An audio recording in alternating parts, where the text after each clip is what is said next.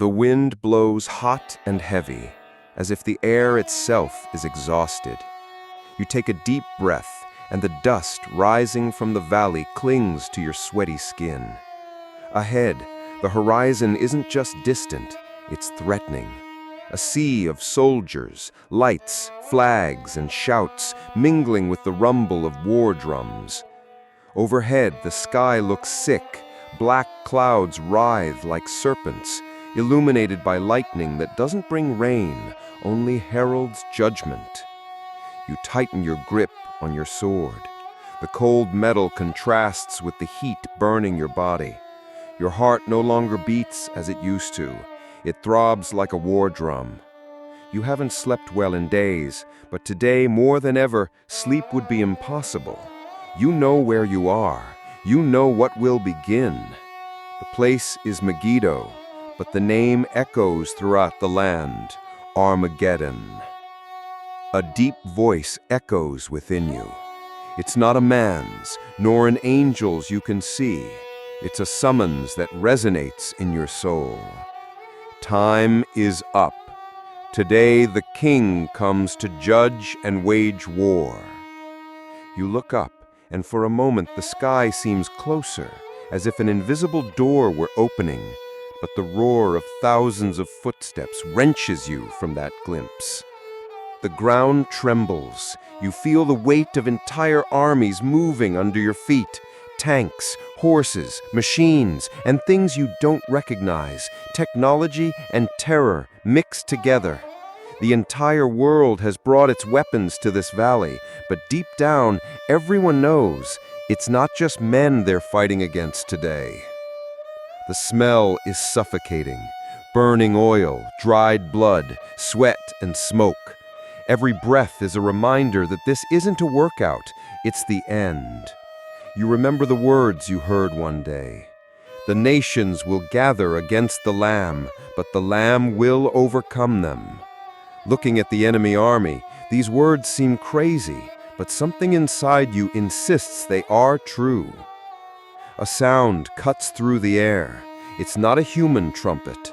It's sharp, piercing, as if coming from all sides at once. The sound makes weapons vibrate, makes your body tremble. And then the sky tears apart. The light is not like the sun's. It is more intense, purer, impossible to gaze upon for long. Amid the shattered clouds, he appears riding a white horse. His eyes burn like flames, and on his head are many crowns. The robe he wears is dipped in blood, and on his thigh is written a name that no one dares pronounce without trembling: King of Kings and Lord of Lords. The enemy lines tremble. Some fall to their knees, others scream in hatred. But no one can ignore him. The very air seems to bend before him. Behind him, thousands upon thousands follow, also mounted on white horses, dressed in fine, clean linen. The command comes not through words, but through certainty. You know what to do. You grip the sword tightly, which feels lighter now, as if charged with a power not your own. Your feet are moving before you know it. You advance. The noise of battle explodes. The sound of swords clashing, guns firing, and machines roaring mingles with the thunder that now echoes from the sky. But something is different. Each of your blows finds the enemy with impossible precision, as if the hand of God himself guides your movements. You see metal giants fall, soldiers fall, without you even touching them. Lightning strikes the field, not from the clouds, but from the glory emanating from the night.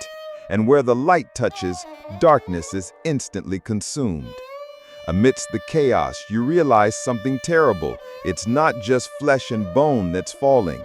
Dark, deformed forms emerge from the bodies, screaming with hatred and fear, fleeing like smoke in the wind. It's a visible and invisible war. The enemy retreats, but there's nowhere to go. The valley becomes a funnel, and the light pursues them. Then a sudden silence falls over the field. It's not peace. It's the moment before the final judgment. The voice echoes again, now audible to everyone. It is finished. The sound rips through the air like liquid fire. You see the sky open even wider, and then they fall. Kings, generals, soldiers, all like dry leaves carried by the wind. No weapon, no technology, no human strength can resist. The ground is covered. The dust, the blood, the fallen flags, it all seems distant now. You take a deep breath, but the air is different. There's no longer a smell of war, just a faint scent, like flowers after rain. You look at the knight on the white horse. Your eyes meet. There's no accusation, just a look that pierces everything you are. And in that instant, you understand. This battle was never about human strength. It was about fidelity. Behind him, light begins to spread across the land. Where there was once smoke, now there is clarity. Where there was fear, now there is hope. You feel the tears fall, but it's not sadness, it's the weight lifting.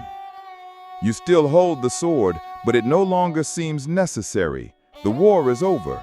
The king has won, and you were there, not just as a spectator, but as part of his army. In the distance, you can see cities, mountains, rivers, all shining under a renewed sun. It's as if the world is breathing again.